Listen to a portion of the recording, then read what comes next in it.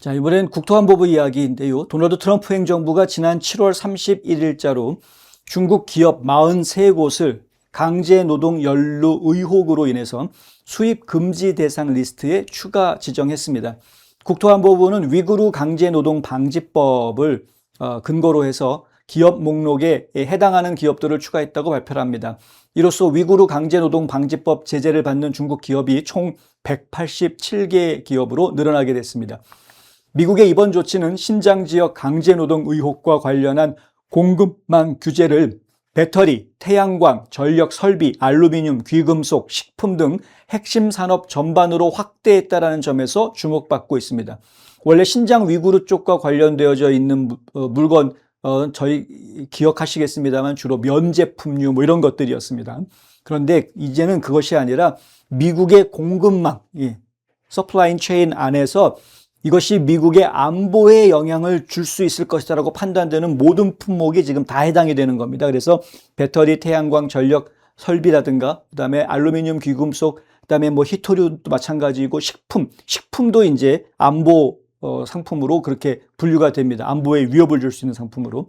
그래서 결국에는 굉장히 중요한 산업군들, 필수품들이라고 이야기할 수 있는 산업의 필수적인 그러한 산업 전반에 걸쳐서 지금 이것이 확대가 되고 있다.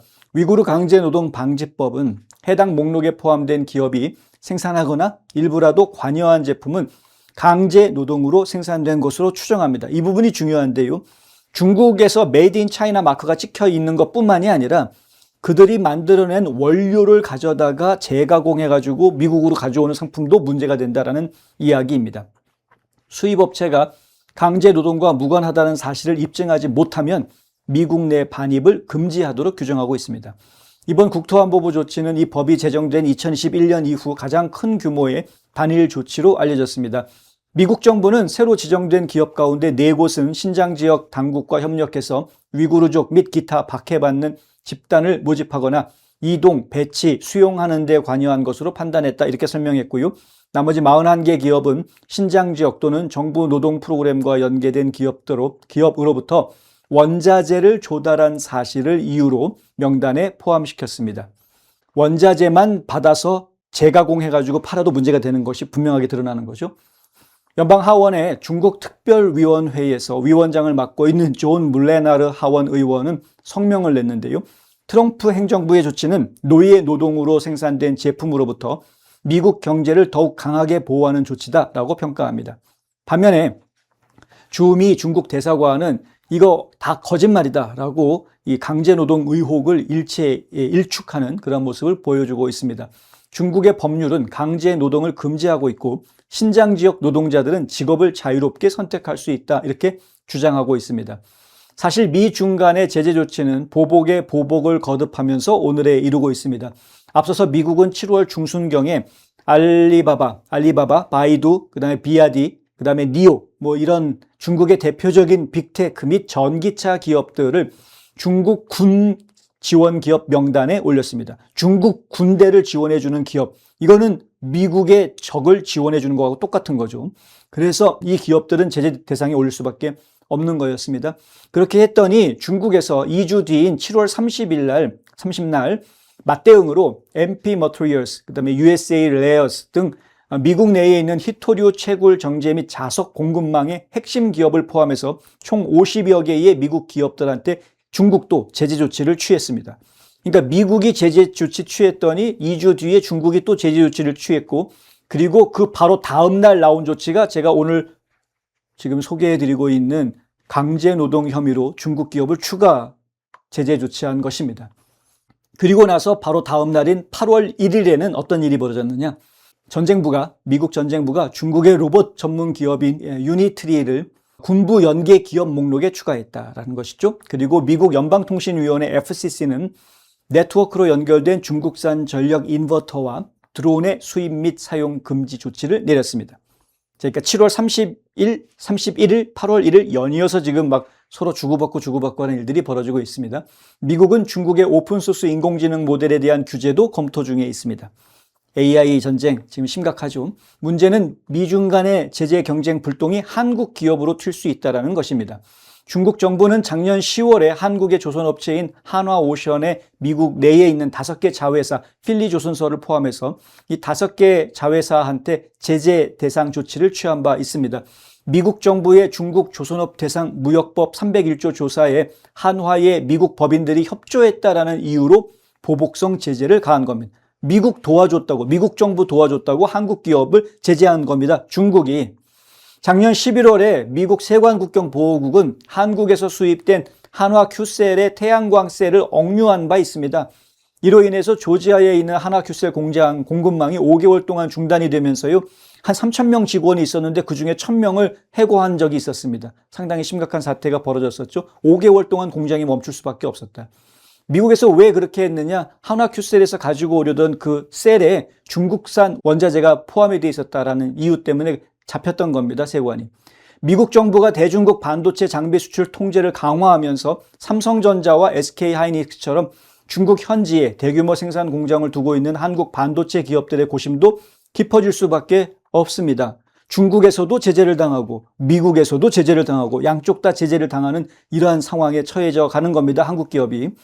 브렛 맨리 에너지 공정무역연합 사무총장은 지난 7월 27일 Real Clear Energy라는 매체에다가 글을 하나 썼는데 그 글의 제목이 무엇이냐? 미국 에너지 안보 확보, 재무부가 중국과 연계된 한국 제조업체들을 규제해야 하는 이유, 이렇게 썼습니다. 아예 규제하라고 글을 썼습니다. 그 내용에 보면은 한국이 중국을 대변하는 행태, 미국 기업에 대한 차별적 제재, 그리고 주요 제조업체들의 지속적인 법규 위반 행위를 고려할 때 재무부는 주요 한국 기업들을 금지 대상 기업 목록에 추가하는 방안을 공식적으로 검토해야 한다. 이렇게 써놨습니다. 이 굉장히 심각한 이야기인데요. Real Clear라는 매체가 이게 보통 매체가 아닙니다. 그러니까 Real Clear Energy, Real Clear Market, Real Clear Politics 이런 식으로 여러 가지 그 플랫폼들이 운영이 되고 있습니다. 다 Real Clear라는 것으로 시작을 하는데 여기에 글을 쓰는 사람들, 이거 일반 기자들이 쓰는 게 아니고요. 그 해당 분야의 전문가들이 글을 올리는 곳입니다. 이곳이. 그래서 Real Clear Energy는 에너지 분야의 전문가들이 글을 올리는 겁니다. 이 브렛 멜리라는 사람은 에너지 공정무역연합의 사무총장이니까 전문가라고 할 수 있는 사람이겠죠. 근데 정부에다가 하는 이야기가 한국 기업들 규제해라 라고 이야기하는 겁니다. 근데 규제해야 되는 이유로 지적하고 있는 게 뭐냐면 한국이 중국을 대변하는 행태, 이걸 지적을 합니다. 왜 중국이 한국을 대변해주고 있느냐. 그러니까 한국 기업 규제해라. 이렇게 나오고 있는 겁니다. 미국 기업에 대한 차별적 제재. 이 쿠팡 얘기하는 거거든요. 예? 쿠팡, 스타벅스, 이런 얘기하는 겁니다. 구글한테 벌금 때렸던 거, 이런 거 얘기하는 거죠. 그러니까 미국 기업한테 한국 정부는 차별적으로 대하고 있다. 그러니까 한국 기업들 제재해라, 미국에서. 이렇게 나오고 있는 겁니다. 이분은 지금 정부 인사가 아니고 민간 업계의 협회에 일하고 있는 사무총장인데 이런 글을 쓰고 있는 거죠. 정부한테. 정부 입장에서는 협회 사무총장이니까 한 개인이 하는 말보다는 좀 더 무게감 있게 다가오는 것이 사실입니다. 물론 중국하고 미국하고 양쪽에서 시달림 받는 이러한 부정적인 영향만 있는 것은 아닙니다. 한편으로는 미국 정부가 한국을 바짝 추격하고 있던 중국의 창신 메모리, 양쯔 메모리 이런 것들을 중국 반도체 기업들을 블랙리스트에 대거 포함시키면서 삼성전자, SK하이닉스 이런 곳들이 기술 격차를 유지하고 시장을 방어할 수 있는 시간을 벌어다주는 이런 반사 이익을 얻게도 됩니다. 긍정적인 부분이 있다는 거죠. 미국이 중국을 견제해 주니까 한국 기업들이 그 틈에서 살아날 수 있는 그런 부분이 있다. 미국 의회가 중국 바이오 기업인 우시앱텍 같은 그런 중국 바이오 기업과의 거래를 금지하는 생물보안법이라는 것을 지금 추진하고 있는데 그렇다 보니까 글로벌 제약사들의 위탁 개발 생산 물량이 삼성 바이오로직스라든가 셀트리온이라든가 이런 한국 바이오 기업으로 대거 넘어가고 있다는 겁니다. 이것도 반사 이익인 거죠. 그러니까 지금 미국이 중국을 견제하고 있는 상황에서 한국 기업들이 반사 이익을 볼 수 있는 부분이 있다. 그런데 앞서서 말씀드린 것처럼 한국이 중국을 대변해주고 있고 중국 편먹기를 자꾸 하려고 하고 미국 기업들을 자꾸 차별 대우하고 이렇게 되면 미국 내에서는 한국 기업들도 제재해라 라는 목소리가 커질 수밖에 없다라는 겁니다.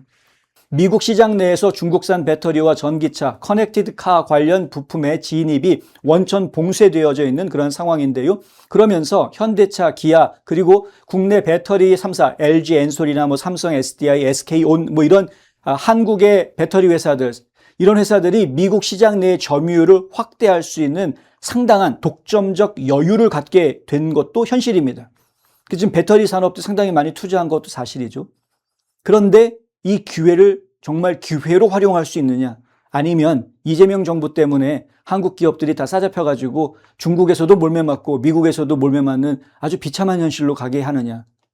상당히 심각한 갈림길에 있는 것이고요. 이것은 결국 한국의 주식시장 영향 줄 수밖에 없고 한국의 국민들의 삶에 아주 강한 영향을 줄 수밖에 없는 겁니다.